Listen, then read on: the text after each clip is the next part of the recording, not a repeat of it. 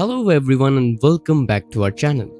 What if the person hunting you is someone you already know? So here's the situation.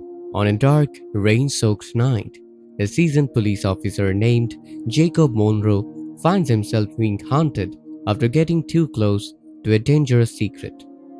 What starts as a warning turns into a full-blown attack, ending in a chilling face-off with a mysterious figure who might not be a stranger after all.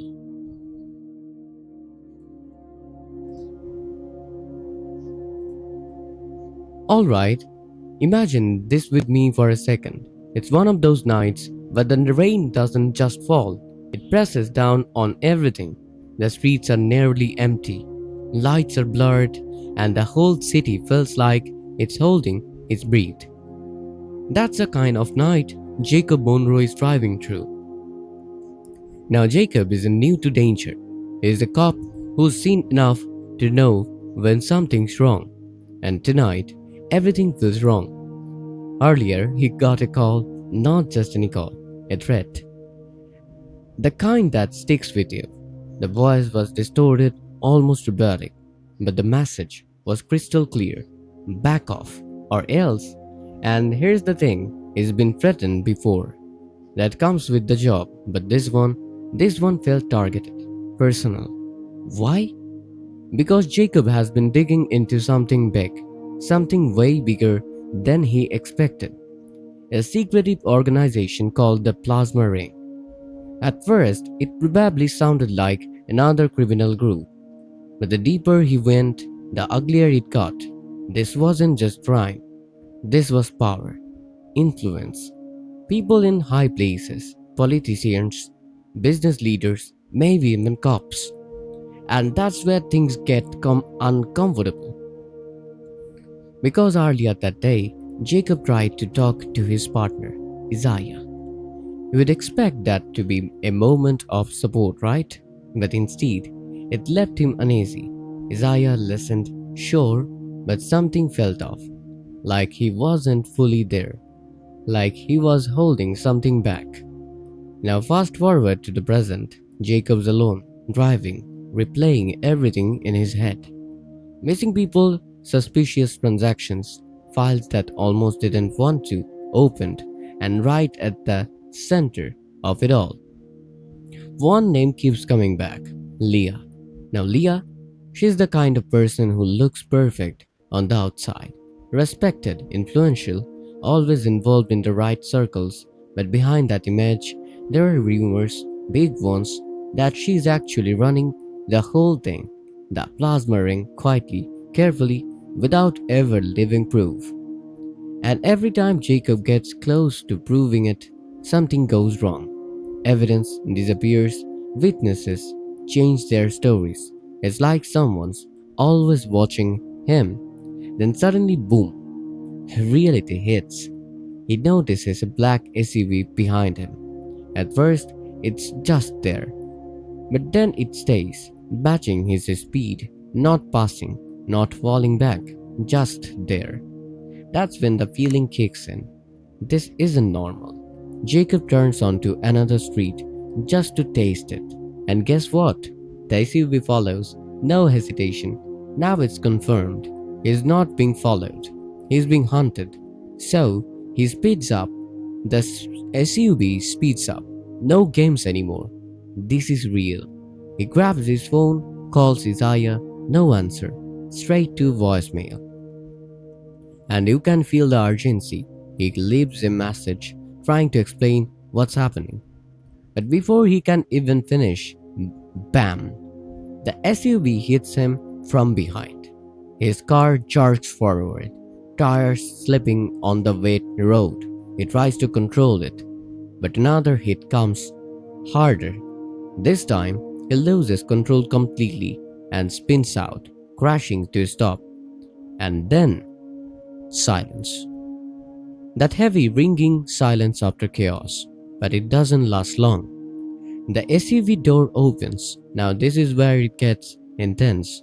Jacob steps out, soaked instantly by the rain, adrenaline kicking in. He's ready.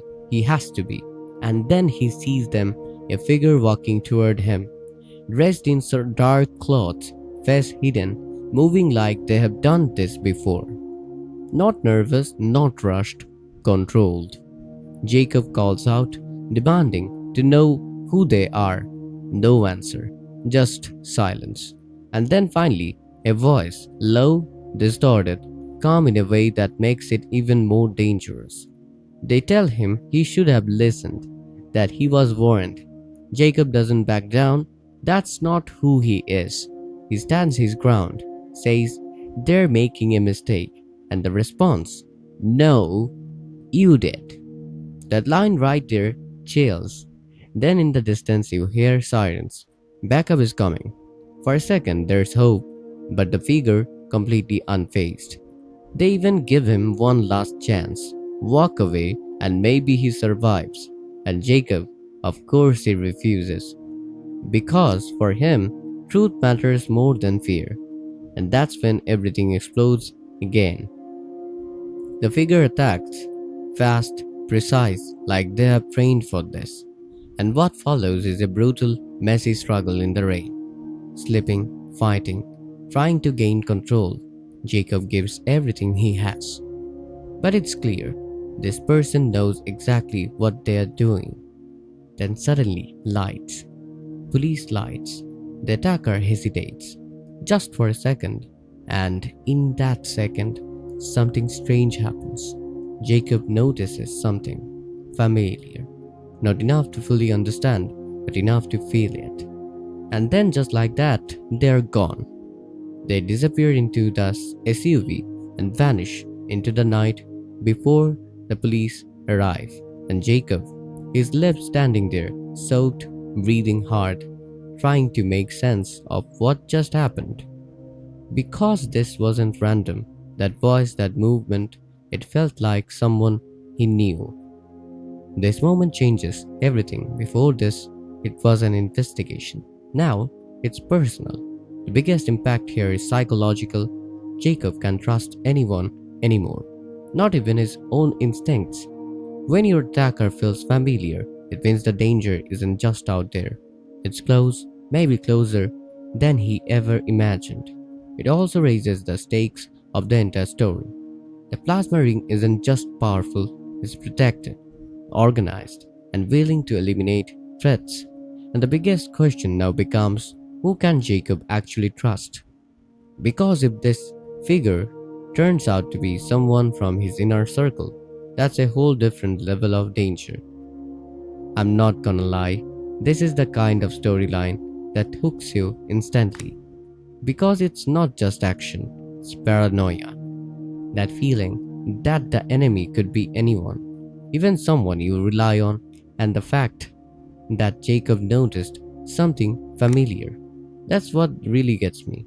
If I had to guess, this isn't a random attacker. This is someone connected to him. Maybe even someone he spoke to earlier that day.